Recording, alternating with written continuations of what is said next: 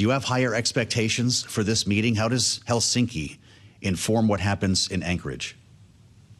Well, I think Trump obviously has it in mind. The circumstances are very different. The stakes really are a lot higher here, with a lot for the two leaders to talk about. It starts out, I think, very favorable to Putin. He's been pulled out of international PERDA and given a spotlight next to the president, hasn't paid anything for that privilege.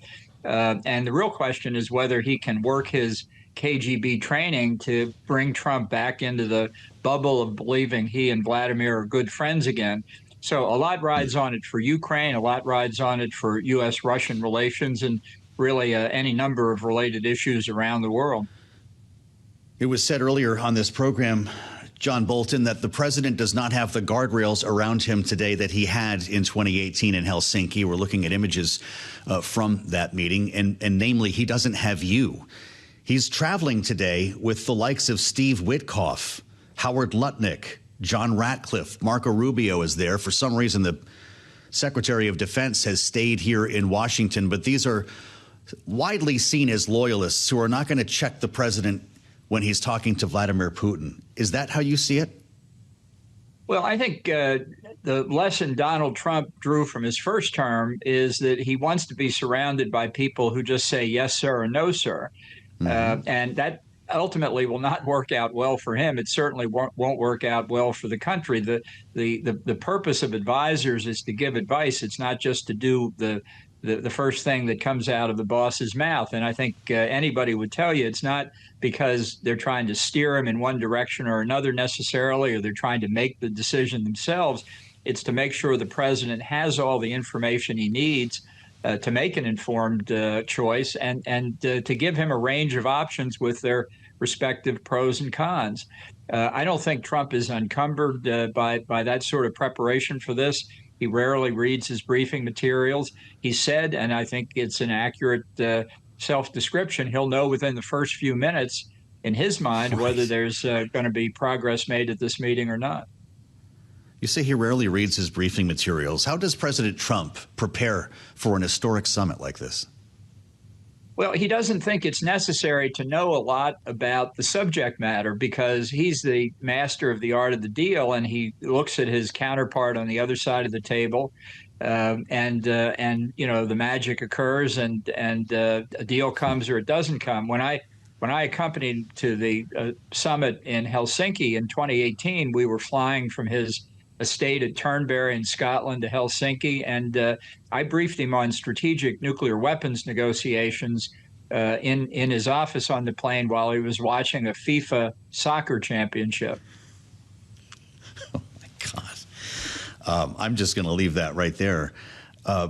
What's he going to be walking into? Is it the charm offensive that we've been hearing so much about? And are we overstating the abilities, the influence of Vladimir Putin, as if he has some sort of KGB Jedi mind trick that he'll employ today?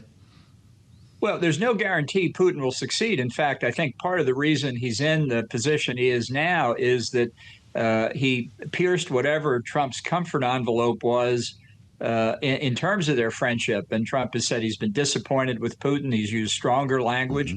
And now, really, the burden is on Putin to try and get that back. It's not just flattery, although that's always useful with Trump, but it really is the training, the experience of a KGB agent to size people up and manipulate him. And I would give Putin high marks and maybe even better marks than Trump in being able to size up an adversary and know how to bend them to your will. Putin started yesterday after the inoculation by the Europeans on Wednesday with Trump to try and make sure he didn't go off the rails today with Putin.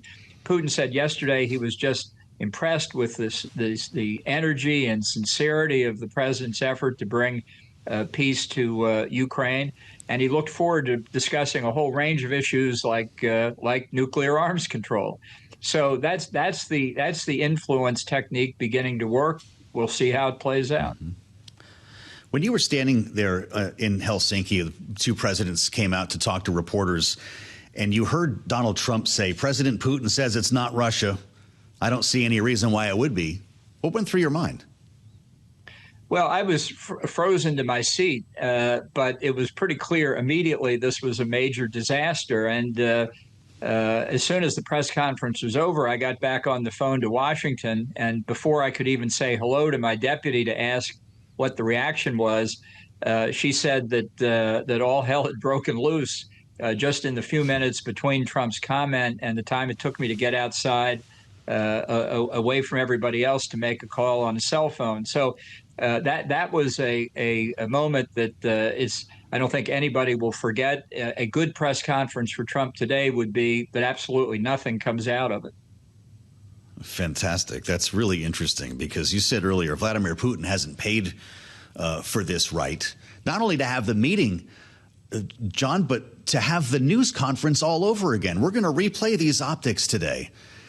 And the narrative that we've been hearing is that Vladimir Putin has already won because of this stage that he'll share with Donald Trump. Is that how you feel? Yeah, I mean, Trump could throw a fit. There's no doubt about it. And he has learned over time that you can walk away without good news. He walked away from Kim Jong-un, the North Korean leader, after the meeting in Hanoi in 2019. At least we didn't make a bad nuclear deal with North Korea. And Trump himself said, if I leave early and have a press conference by myself, you'll know it turned out badly. Yeah.